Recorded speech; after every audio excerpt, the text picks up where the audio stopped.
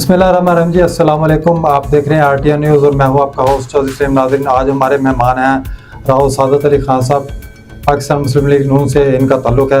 आज हम इनसे सियासी ज़िंदगी के बारे में बात करेंगे कि इनका जो सियासी ताल्लुक़ है वो मुस्लिम लीग नून से कब से है और ये कब से इनका ख़ानदान मुस्लिम नून के साथ जो है मुंसलिक है।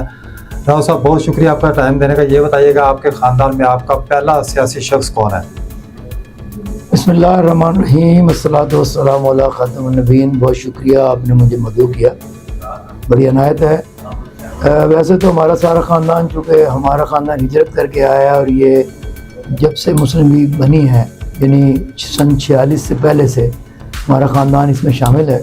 बल्कि ख़ानदान ही नहीं बल्कि हमारा जो पीछे इलाका था कलानौर का, वहाँ की गालिब अक्सरियत सब मुस्लिम लीग में ही थी। तो जो पाकिस्तान में आने के बाद सबसे पहले जो इलेक्शन हुआ है 1960 में हुआ, तो मेरे वालिद साहब जो है राव सदाकत अली खान मरहूम, वो काउंसलर भी हुए और फिर सीनियर मेंबर भी हुए। तो बस वहाँ से फिर ये सिलसिला खिदमत का शुरू है। और उसके बाद फिर अल्लाह पाक ने उन्हीं की मौजूदगी में मुझे भी मौका दिया, उन्होंने अपनी सरपरस्ती में मुझे भी ये अवामी खिदमत की तरफ राग़िब किया और काम करने का मौका मिला इंशाअल्लाह। जी, ये बताइएगा, आपके ख़ानदान में मुस्लिम लीग नून है जो, इनकी जानिए के लिए क्या क्या खिदमात हैं और आप मुस्लिम लीग नून से कब से मुंसलिक रहे? जी, वो मुस्लिम लीग नून तो अब एक्चुअली बनी है सन 2000 में। उससे पहले मुस्लिम लीग ही थी। तो हमारे वाले साहब पहले मुस्लिम लीग कौंसल, फिर मुस्लिम लीग पीर पगाड़ा, क्योंकि वो बदलती रही ना जी, यानी ख़त्म होती रही फिर आगे आती रही, फिर वो मुस्लिम लीग हो गई। फिर मुस्लिम लीग से फिर ये मुस्लिम लीग नवाज़ ग्रुप निकल आया। तो मेरे वाले साहब चूँकि नवाज़ शरीफ को तमाम सियासतदानों की निस्बत बेहतर समझते हैं, तो वो लिहाजा फिर इसी में शामिल थे और मैं भी इसी में शामिल हूँ। और फिर मैं 10 साल, मियां नवाज शरीफ साहब ने मुझे 10 साल जो है वो 2010 से लेकर 2020 तक ज़िला का सदर भी उन्होंने मुझे मुंतखब किया और मैंने अपनी इस्तात के मुताबिक मुस्लिम लीग की और पाकिस्तान की खिदमत की। जी, आप मुस्लिम लीग नून में ज़िले सदर भी रहे, उसके बाद आपको डिवीज़नल मुल्तान का भी ओहदा दिया गया और अब आप किस ओहदे पर फायज़ हैं? जी, अब मैं अल्हम्दुलिल्लाह, मुझे उन्होंने मुस्लिम लीग नून डिवीज़न मुल्तान का सीनियर वाइस प्रेसिडेंट बनाया हुआ है। तो लेकिन इस वक्त मैं समझ रहा हूँ कि भाई चूँकि इलेक्शन हो चुके हैं, मैंने MPA काम कर रहे हैं, तो वो शायद तंजीमों की इतनी ज़्यादा अफादियत नहीं है, तो ज़्यादा, लेकिन हम हैं तो मुस्लिम लीग में, तो जब भी वो याद करते हैं हम हाजिर हो जाते हैं।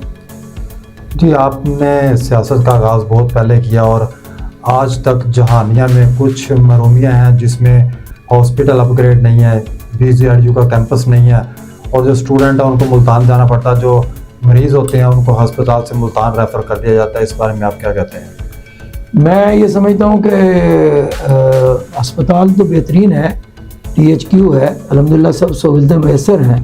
तो इसमें अपग्रेडेशन में ये है कि बिस्तरों का ज़्यादा होना और सहूलतों का ज़्यादा होना, तो कुछ तो गवर्नमेंट कराती है, कुछ हम भी फिर वो MS या AC साहब वगैरह के कहने पे हम भी लोगों से पैसे इकट्ठे करके, मसलन हमें पिछले दिनों हमें 10 लाख रुपए के डोनेशन से 10 लाख की डोनेशन से हमने जो यहाँ की जो अल्ट्रासाउंड मशीन है उसको एडवांस कराया है। यानी पहले वो सादा थी, फिर उसको अब हमने वो कलर्ड कराया, जिससे नताइज अच्छे मिलते हैं। बाकी रह की बात के भी BZRU का कैंपस, तो मैं सच्ची बात है कि मैं आम सियासतदानों या वर्करों की तरह नहीं हूँ।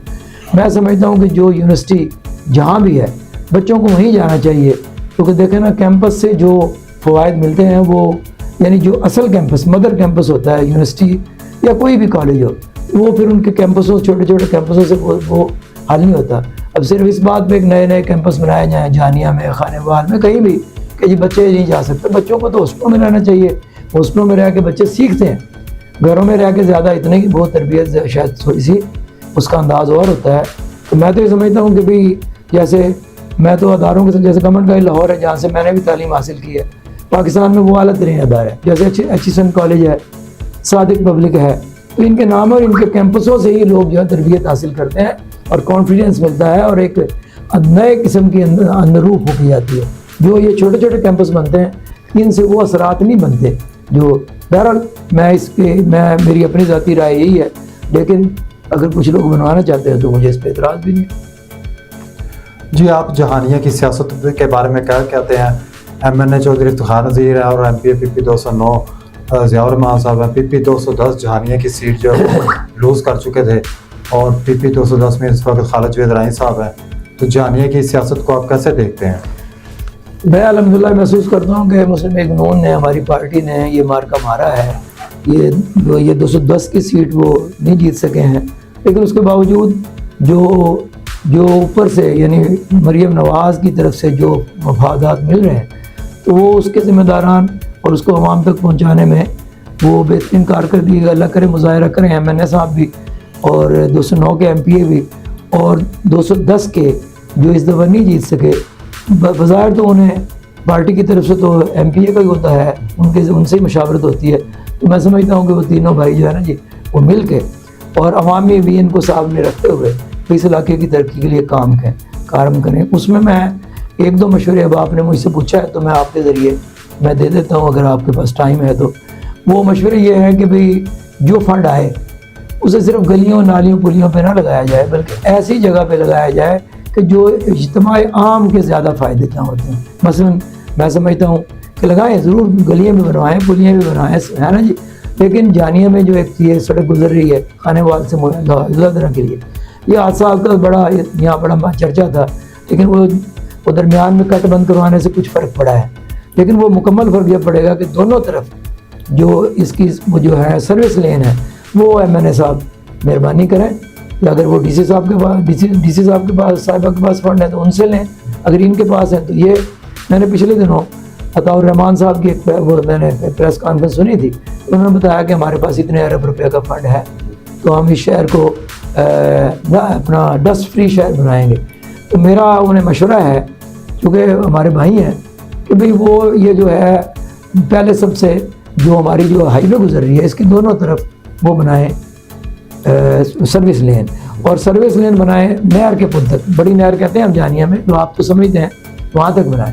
और इस पर दोनों तरफ मरकरी लाइट्स, जो आजकल सोलर लाइट्स लग रही हैं, दोनों तरफ, तो सड़क के दोनों जाने, इस नहर के पुल से लेकर 9 वाले मोड़ तक, यानी वो जो खत्म नबूवत गेट है वहाँ तक जाना, जो वो लाइट लगवाएं। उसमें शहर का भला भी है, इस शहर की खूबसूरती में इजाफा भी होगा, हादसात भी ख़त्म हो जाएंगे, और फिर ये जो हमारे नुमाइंदगान हैं इनकी दुनिया भी अच्छी होगी, आखिरत भी अच्छी होगी। और इसके साथ कब्रिस्तान का काम हमने, ये जैन साहब भी बैठे हुए हैं, आप भी हैं, आते हैं, साफ़ियों का भी कंट्रीब्यूशन है, हमने लोगों के तावन से लाखों रुपए इकट्ठा करके हमने दरमियान में एक सड़क बनवाई है खूबसूरत 1300 फुट, फिर हमने कोई 1500 फुट पानी भी ज़ेर ज़मीन कब्रिस्तान में पहुँचाया है, कोई 15-20 लाइटें भी हमने अवामी खर्चे से, कुछ कमेटी के तावन से हमने वो कराई हैं, गेट बनवाया है, एक तरफ की दीवार बन गई है, अब 3 तरफ की दीवार भी रहती है, खाला भी पक्का होना है, और कोई 40 के करीब लाइटें अगर हमारे नुमाइंदगान हैं, DC साहिबा हैं, AC साहिब हैं, जो भी कारपरदाजान हैं, वो अगर मेहरबानी करें तो कोई 40 के करीब लाइटें लगवा दें, जिसमें 30 यानी सोलर लाइटें, 30 जो है मुसलमानों के कब्रिस्तान में और 10 के करीब ईसाइयों के कब्रिस्तान में वो लगवा दें, और सड़कें बनवा दें यूसुफ पेट्रोलियम पंप से लेके अंदर आखिरी जगह तक 1500 सड़क 1500 बनेगी। टफ टाइल अगर वो ना लगवाएं तो बेहतर है, चूँकि टफ टाइल अगर एक उखड़ती है तो फिर सारी सड़क ही उखड़ जाती है। तो वो या तो वो सीमेंटेड बनवा दें, या वो से जैसे ये बनती है गवर्नमेंट पंजाब की जैसे बनती है। तो मैं समझता हूँ अगर वो इसकी तरफ तवज्जो दे तो दुनिया भी अच्छी होगी और आखिरत भी अच्छी होगी। बाकी लाइटों का सिलसिला है, ये सुना था कि उनका ख्याल है कि वो ये जो सड़क है बाब ख़त्म नबूवत तक जाती है, ये 2 रोइया भी करना चाहते हैं, मैं इसे खुशामदीद कहता हूँ।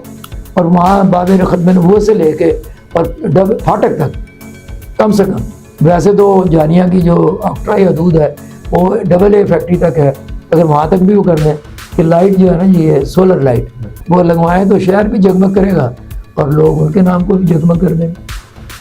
जी बिल्कुल, आपने दुरुस्त बात की है। ये बताइएगा जहानिया में जो है रेलवे फाटक 112 टनर का जो काम है वो बंद कर दिया गया है, तकरीबन 3 से 4 दफ़ा उसका इफ्तिताह हुआ है, लेकिन अभी काम बिल्कुल बंद कर दिया गया, ठेकेदार भी फरार हो चुका है। आप इस पे क्या कहते हैं कि ये कोई सियासी ना बनाई जा रही है या कोई फंड का इशू है? चूँकि मुझे ज़्यादा इसके बारे में इल्म नहीं है तो सुनाता हूँ इधर उधर से। तो वो भी पिछले दिनों वज़ीर-ए-आज़म भी तशरीफ़ लाए थे, तो MNA साहब ने उनके बाद प्रेस कॉन्फ्रेंस की थी, उसमें उन्होंने जिक्र किया है कि कोई ठेकेदार की कोई मसला है, तो अल्लाह से दुआ है कि जल्द से जल्द उसे ओवरकम करें और ये जल्दी जल्दी बन जाए।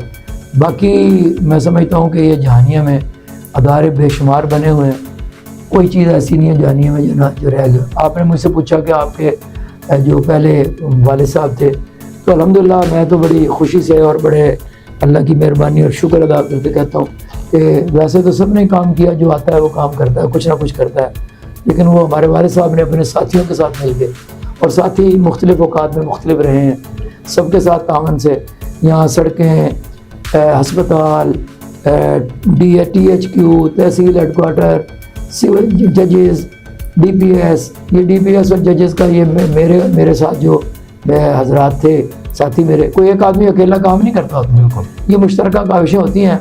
अब बस किसी एक आदमी ने वो अल्लाह पाक उसे लीडिंग पोजीशन देता है कि वो आगे लग के वो कराए, लेकिन इसमें वो किसी एक का नहीं है वो सेरा जाता। ये सब कोई जो लोग शामिल होते हैं और जो दुआओं में भी शामिल होते हैं वो भी शामिल ही होते हैं। मैं समझता हूँ 3 मरला स्कीम है, हाउसिंग है, मेरी कोई ऐसी चीज़ जानिए में नहीं है ये जो कोई यहाँ ना बनी हो। पासपोर्ट ऑफिस था वो शायद MNA के हाथ से बना हुआ है। बाकी चीज़ें जो हैं वो तकरीबन वो हमारे वालिद साहब और उनके अहबाब के थ्रू बनी है, और कुछ मेरे और मेरे साथियों के ज़रिए बनी है। तो मैं समझता हूँ कि भाई ये मौजूदा जो नुमाइंदगान हैं उनको भी, और मैं तो PTI का जो MP है, मैं तो उनसे भी दरख्वास्त करता हूँ कि भाई वो अगर उन्हें फंड शंड नहीं मिल रहे हैं, कोई नहीं है, तो वो कम से कम मतलब है कि क्या कोई लड़ाई तो नहीं किसी से, तो वो भी मतलब है कि एक दूसरे से कोऑर्डिनेशन में रहे हैं।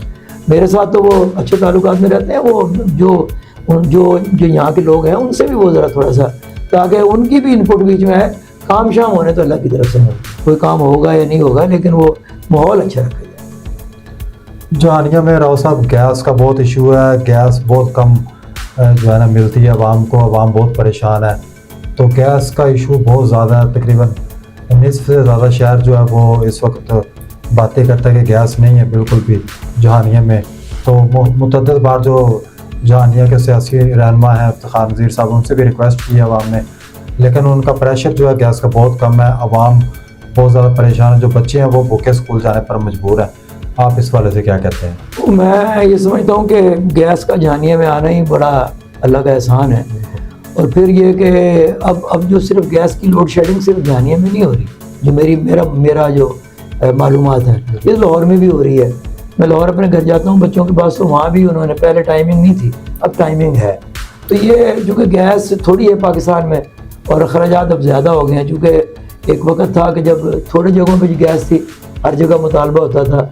हमारे वालिद साहब ने 1984 में मुतालबा किया, उस वक्त के जो रिसोर्सेज के वज़ीर थे जनरल फरमान अली खान, तो यानी हमारी सोच उस वक्त आए, लेकिन फिर वो आई है 93-4 में अल्लाह की मेहरबानी से, और जो लाने वाले हैं अल्लाह उनका भला करे। तो हमारा भी दुआएं भी तामन उनके साथ ही हैं सबके। और अब जो तकसीम कर रहे हैं, तो इसमें मैं समझता कि वो कोई किसी भी आदमी कोई ये करे कि भाई वो काम नहीं कर रहा, वो नहीं काम करते हैं, लेकिन वो फिर पॉलिसियाँ भी होती हैं, और फिर गैस के जो ज़खायर हैं वो तो है नहीं। अब वो LM पता नहीं LMG कुछ आ रही है, तो मैं कहता हूँ इसमें लोगों को भी थोड़ा सा ज़्यादा एहतजाज की बजाय ना वो दुआ और तावन का रास्ता इख्तियार करना चाहिए। अल्लाह पाक पूरी करता रहेगा। और इंशाल्लाह मुझे उम्मीद है कि जैसे अभी इन्होंने मुआहदे किए हैं हुकूमत पाकिस्तान ने, मियाँ शहबाज शरीफ साहब ने, कतर से और दीगर से, तो गैस ज़्यादा हो जाएगी इंशाल्लाह। बिल्कुल, ये भी बताइएगा पाकिस्तान के अंदर जो पेट्रोल की कीमतें वो आसमान को छूने लगी हैं, डीजल भी बहुत महंगा हो चुका है। एक तरफ जो सियासी मुखालिफिन है वो ये कहते हैं कि PMLN को ईरान से पेट्रोल डीजल लेना चाहिए। आप क्या समझते हैं, अगर ईरान से पेट्रोल आप ख़रीद करते हैं तो उसका रेट कम नहीं हो जाएगा? बिल्कुल, मैं ये समझता हूँ कि ये इंटरनेशनल मामला हैं, इस पर मेरी राय या किसी की राय कोई इतनी अहमियत नहीं रखती। तो ये रेट शेट जो है ना जी, वो मेरा अपना जो नॉलेज है उसके मुताबिक अभी दुनिया के हिसाब से बहुत कम है, हमारे हिसाब से ज़्यादा है। हमें परेशानी है क्योंकि हमारी आमदनी कम है, यानी इसलिए हमें महसूस होता है। लेकिन जो कि हमने तो चलना तो दुनिया के साथ ही है। तो अब ये अल्लाह का शुक्र है कि डॉलर को ब्रेक लग चुकी है। फिर ये जो अफ़गानिस्तान के साथ जो मामला आया है कि जो मौसम कुछ लोग हैं एहसान फरामोश हैं, उन्होंने जो मामला किया, तो अब ये जो रुकी है ना तिजारत अफ़गानिस्तान से, इससे भी हमारा डॉलर कुछ ना कुछ मजबूत हुआ है, क्योंकि स्मगलिंग में कुछ कमी आई है। तो मैं समझता हूँ कि हम सब मिल के दुआ भी करते रहें और साथ के साथ अपनी रियासत के साथ ताउन भी करते रहें। उम्मीद है सारे मामलात अगले चंद सालों में इंशाल्लाह बेहतर होंगे। और आपने देखा कि पाकिस्तान जो है बिल्कुल, हर आदमी कहता था बैंकरप्ट होने वाला है, कोई कहता था श्रीलंका बनने वाला है ना जी।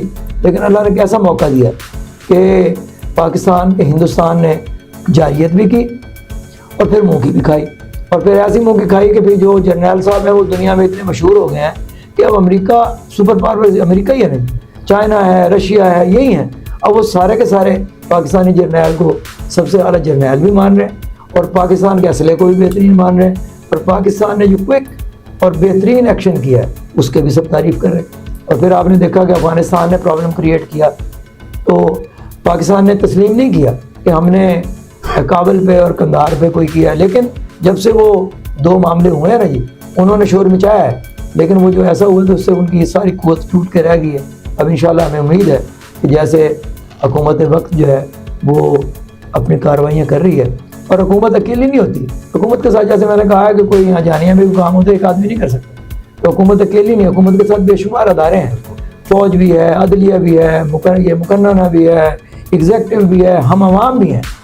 तो लिहाजा हमें सबको मिल के काम करेंगे तो इंशाअल्लाह ताला पाया तकमील को हमारी कश्ती पार लग जाएगी इंशाअल्लाह। जी राव साहब, आपसे आखिरी सवाल ये है कि जहानिया की सेवरेज के मसाइल जो है बहुत ज़्यादा है, सेवरेज जो है वो आए रोज़ बंद रहती है, जिससे शहरियों को भी परेशानी का सामना करना पड़ता है, और स्कूल आने जाने वाले तलबा व तालबात और नमाजी उनको भी परेशानी का सामना करना पड़ता है। आप नहीं समझते कि जो सेवरेज का जो 20 करोड़ रुपया मंजूर हुआ था चौधरी करमदाद वाला साहब की दौरे हुकूमत में, उसके बाद जो है वो काम सेवरेज का बंद होकर रह गया है, आप इस वाले से क्या कहते हैं? मैं फिर वही कहता हूँ कि चूँकि ग्रेजुअली सारे काम होते हैं, अब करमदाद वाला साहब के वक्त में 20 करोड़ से काम हुआ तो शहर के हालात बेहतर हो गए, पहले से बेहतर हो गए। अब ये मैं उस दिन सुन रहा था, ये साबका MPA की प्रेस कॉन्फ्रेंस पे, वो उनका ख्याल था कि वो सीवरेज के कई मंसूबे शुरू करना चाहते हैं।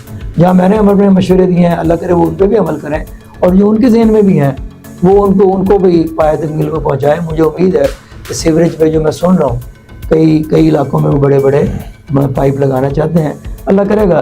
क्योंकि मुझे पता चला है शायद उनकी ज़बानी का अरबों रुपए का हमारी तहसील को फंड जो है ना जी, जो मतलब है कि मिल रहा है इंशाअल्लाह ताला, तो वो अल्लाह करे ये जो मंसूबे देंगे तो चलो आपने बात की है तो हम आपके मार्फत हम DC साहिबा से भी, AC साहब से भी, और जो हमारे अवामी नुमाइंदे हैं हम उनसे भी ये उन्हें मशवरा देते हैं कि भाई वो सीवरेज को भी देखें।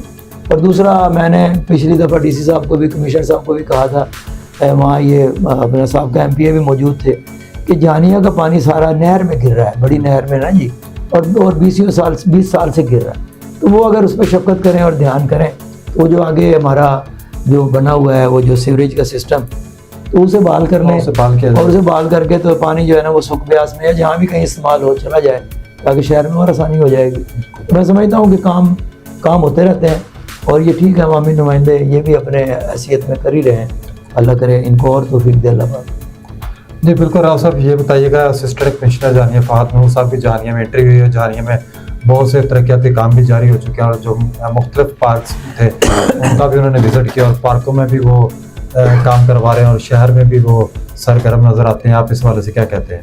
बिस्मिल्लाहिर्रहमानिर्रहीम, अस्सलातु वस्सलामु अला खातिमुल नबीय्यीन। मैं दुआगो हूँ फहद नूर साहब के लिए, जब से वो तशरीफ़ लाए हैं मैं उनसे एक दफ़ा मिल सका हूँ, तो और मिला भी फिर ये अवामी मसाइल के मामले में। मैंने उनको देखा कि वो काम करने वाले आदमी हैं, उनके पास VN भी है, और मुझे लगता है कोई तजर्बा भी है कि वो अच्छे कामों की तरफ आगे हुए। तो जब मैंने देखा कि उन्होंने टाउन हॉल को, यानी ये जो हमारा तकबीर टावर है, ये जो टावर है ना जी, इसका नाम है तकबीर टावर, 1999 में इसका नाम रखा गया था, और इसको उन्होंने खूबसूरत बनाया। वो जानिया का जो गेट है, खतबे नबूवत गेट, उसको खूबसूरत बनाया। फिर उन्होंने DPS वाली दीवार, और फिर उन्होंने हाई स्कूल जो मेरा स्कूल है, DPS तो हमारा बनाया हुआ है, और दूसरा स्कूल वो मेरा बनाया जहाँ मैंने पढ़ा हूँ, बड़ी अच्छी उन्होंने वो एंट्री, और मैं देख रहा हूँ कि उनकी कारकर्दगी बेहतरीन है, और वो हर वक्त जो है वो अपने काम में मशहूर रहते हैं।